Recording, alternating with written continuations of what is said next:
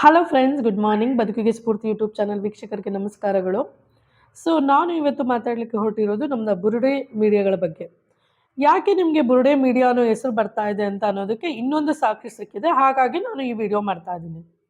ನೋಡಿ, ಒನ್ ಟೈಮಲ್ಲಿ ಸುಜಾತ ಭಟ್ ಅವರು ಸೌಜನ್ಯ ಹೋರಾಟಗಾರರ ಜೊತೆ ಇದ್ದರು ಅಂತ ಅಂದ್ಬಿಟ್ಟು ನೀವು ಅವರನ್ನು ಯಾವ ರೀತಿಯ ಎಷ್ಟು ಕೆಟ್ಟದಾಗುತ್ತೋ ಅಷ್ಟು ತೇಜೋವಧೆ ಮಾಡಿದ್ದೀರಾ.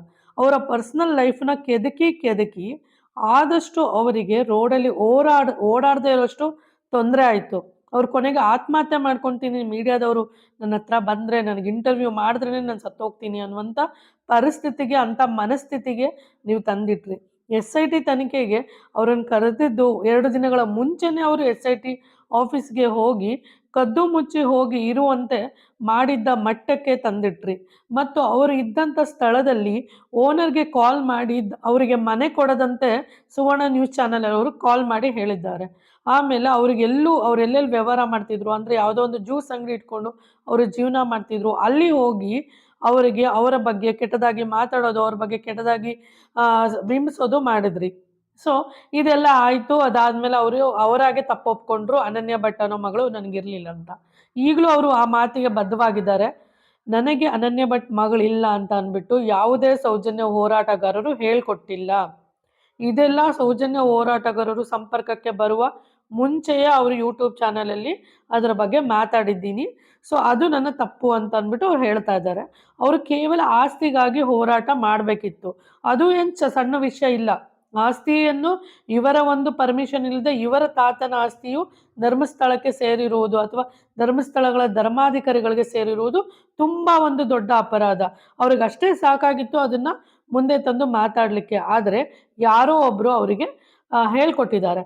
ಈ ರೀತಿ ಅನನ್ಯ ಭಟ್ ಅನ್ನುವಂಥ ಸ್ಟೋರಿನ ಹೇಳ್ಕೊಟ್ಟು ಅವರಿಗೆ ರೆಡಿ ಮಾಡಿದ್ದಾರೆ. ಇದಕ್ಕೆ ಆಗ ಸೌಜನ್ಯ ಹೋರಾಟಗಾರರು ಸುಜಾತ ಭಟ್ ಅವರ ಸಂಪರ್ಕದಲ್ಲಿ ಇರಲಿಲ್ಲ. ಹಾಗಾಗಿ ಸೌಜನ್ಯ ಹೋರಾಟಗಾರರು ಇವರಿಗೆ ಆದಂಥ ಅನ್ಯಾಯದ ಬಗ್ಗೆ ಯೂಟ್ಯೂಬಲ್ಲಿ ನೋಡಿ ಅವರನ್ನು ಕಾಂಟ್ಯಾಕ್ಟ್ ಮಾಡಿದ್ದಾರೆ. ಯಾಕೆ ನೋಡಿ, ಅವ್ರನ್ನ ನೋಡಿದಾಗ ಆ ಕಣ್ಣೀರಿಗೆ ನೋಡಿ ಎಷ್ಟೋ ಕರ್ನಾಟಕದಲ್ಲಿ ಎಷ್ಟೋ ಜನ ಕಣ್ಣೀರಿಟ್ಟರು, ಎಷ್ಟೋ ತಾಯಂದ್ರ ಹತ್ರು, ಪ್ಲಸ್ ಎಷ್ಟೋ ಜನ ಇವ್ರ ಪರವಾಗಿ ನಿಂತ್ಕೊಂಡ್ರು, ಎಷ್ಟೋ ಯೂಟ್ಯೂಬ್ ಚಾನಲ್ ಇವ್ರ ಪರವಾಗಿ ನಿಂತ್ಕೊಂತು. ಆದರೆ ಏನೆಲ್ಲ ತಪ್ಪು ಮಾಡಿದ್ದು ಅಂತ ಅಂದರೆ ಯಾರೂ ಇವರ ಹತ್ರ ಸಾಕ್ಷಿ ಕೇಳಲಿಲ್ಲ. ಅದಾದಮೇಲೆ ಸೌಜನ್ಯ ಹೋರಾಟಗಾರರು ಇವರ ಕಣ್ಣೀರನ್ನು ನಂಬಿ ಸಮೀರ್ MD ಅವರಾಗಿರ್ಬೋದು, ಎಲ್ಲರೂ ಕೂಡ್ಲ ರಾಂಪೇಜ್ ಅವರು ಆಗಿರ್ಬೋದು, ಯುನೈಟೆಡ್ ಮೀಡಿಯಾ ಅಭಿಷೇಕ್ ಅವರಾಗಿರ್ಬೋದು, ಎಲ್ಲರೂ ಇವರ ಮಾತನ್ನು ನಂಬಿ ಇವ್ರ ಜೊತೆ ನಿಂತ್ಕೊಂಡ್ರು.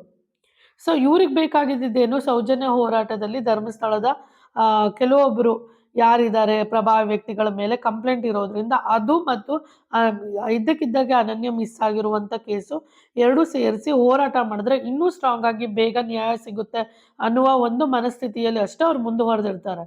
ಆದರೆ ನೀವು ಆವಾಗ ಎಂಟ್ರಿ ಆದ್ರಿ, ಸುಜಾತ ಭಟ್ ಕೇಸಲ್ಲಿ ನೀವು ಎಂಟ್ರಿ ಆದಿ ಅನನ್ಯ ಭಟ್ ಅನ್ನುವಂಥ ಮಗಳಿದ್ದಾಳೆ ಅಂತ ಹೇಳ್ತಾ ಇರೋದು ಸುಳ್ಳು ಅಂತ ಅಂದ್ಬಿಟ್ಟು. ಅದಾದಮೇಲೆ ಅವರಾಗೆ ಫೋಟೋವನ್ನು ತೋರಿಸ್ತಾರೆ, ಸುಜಾತ ಭಟ್ ಅವರಾಗೆ ಒಂದು ಫೋಟೋವನ್ನು ತೋರಿಸ್ತಾರೆ ಹೊರತು ನೀವು ಅವಾಗ ತೋರಿಸಿದ್ದೇನು ಸಮೀರ್ MD ಅವರೇ ಆ ಫೋಟೋಗೆ ಬೊಟ್ಟಿಟ್ಟಿದ್ದಾರೆ, ಅವರು ಗಿರೀಶ್ ಮಟ್ಟಣ್ಣವರು ಫೋಟೋ ತಂದು ಕೊಟ್ಟಿದ್ದಾರೆ ಅಂತ ಅಂದ್ಬಿಟ್ಟು ನ್ಯೂಸ್ ಚಾನಲಲ್ಲಿ ಬುರುಡೆ ಮಾಧ್ಯಮಗಳಲ್ಲಿ ನ್ಯೂಸ್ ಬರ್ತಾ ಹೋಯಿತು. ಆಗ ಜನ ನಂಬ್ತಾ ಹೋದ್ರು ಇರ್ಬೋದು. ಸೌಜನ್ಯ ಹೋರಾಟಗಾರರೆಲ್ಲ ಸೇರಿ ಸುಜಾತ ಭಟ್ಟಿಗೆ ಸುಳ್ಳು ಹೇಳಿಸಿದ್ದಾರೆ ಅಂತ ಅಂದ್ಬಿಟ್ಟು ಈಗಲೂ ಅವರು ಸುಜಾತ ಭಟ್ ಅವರು ಹೇಳ್ತಾ ಇದ್ದಾರೆ, ಯಾವುದೇ ರೀತಿಯ ಸೌಜನ್ಯ ಹೋರಾಟಗಾರರು ಫೋಟೋ ಕೊಟ್ಟಿಲ್ಲ ಮತ್ತು ಸೌಜನ್ಯ ಹೋರಾಟಗಾರರು ಯಾವುದೇ ಒಂದು ಬೊಟ್ಟಿಡುವುದಾಗಲಿ ಅಥವಾ ಅನನ್ಯ ಭಟ್ ಬಗ್ಗೆ ಸ್ಟೋರಿ ಹೇಳಿದ್ದಾಗಲಿ ಹೇಳಿಲ್ಲ. ಸುಜಾತ ಭಟ್ ಅವ್ರಿಗೆ ಈಗಲೂ ಸೌಜನ್ಯ ಹೋರಾಟಗಾರರ ಮೇಲೆ ಬೇಜಾರಿರೋದು ಒಂದೇ ಒಂದು, ಅವರು ದೆಹಲಿಗೆ ಕರ್ಕೊಂಡು ಹೋದಾಗ ಈ ರೀತಿ ಚಿನ್ನಯ್ಯನ ಹತ್ರ ಬುರುಡೆ ಇತ್ತು ಅಥವಾ ಅದ್ರ ಬಗ್ಗೆ ಹೋರಾಟ ಮಾಡ್ತಿದ್ದೆ ಅಂತ ಅಂದ್ಬಿಟ್ಟು ಇವ್ರಿಗೆ ಬಿಡಿಸಿ ಹೇಳ್ಬೇಕಿತ್ತು ಅನ್ನೋದು ಅಷ್ಟೇ ಅವ್ರ ಮೇಲೆ ಅವರು ಆರೋಪ ಮಾಡ್ತಾ ಇರೋದು. ಅದು ಬಿಟ್ಟರೆ ಬೇರೆ ಯಾವುದೇ ರೀತಿಯ ಆರೋಪ ಮಾಡ್ತಿಲ್ಲ. ಮತ್ತು ನೀವೇ ಒಂದು ಸರಿ ತೋರಿಸಿದ್ರಿ ಸೌಜನ್ಯ ಹೋರಾಟಗಾರರು ಇವರಿಗೆ ದುಡ್ಡು ಕೊಟ್ಬಿಟ್ಟು ಸುಳ್ಳು ಹೇಳಿಸಿದ್ದಾರೆ ಅಂತ ಅಂದ್ಬಿಟ್ಟು.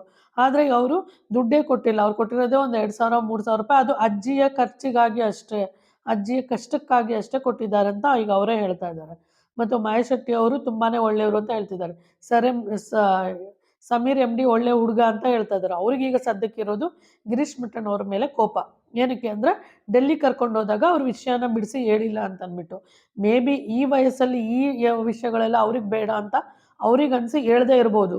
ಆದರೆ ಅವ್ರಿಗೆ ನ್ಯಾಯ ಕೊಡ್ಸೋಕ್ಕೆ ಅವ್ರ ಜೊತೆಯಲ್ಲಿ ನಿಂತವರು ಗಿರೀಶ್ ಮಟ್ಟಣ್ಣನವರು, ಮಹೇಶ್ ಶೆಟ್ಟಿ ತಿಮ್ಮಾರೆಡ್ಡಿಯವರು.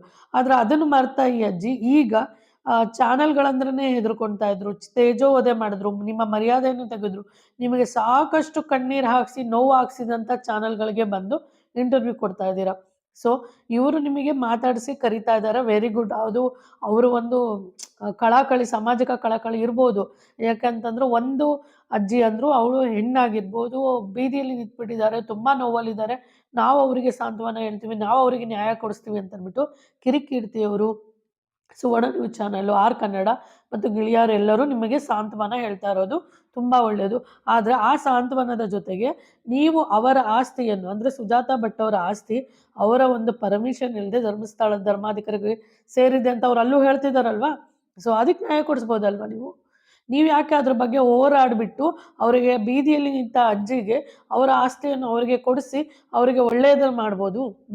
ಸೊ ಈ ಪ್ರಶ್ನೆ ನಮಗೂ ಬರ್ತಾ ಇದೆ, ಸಾಮಾನ್ಯ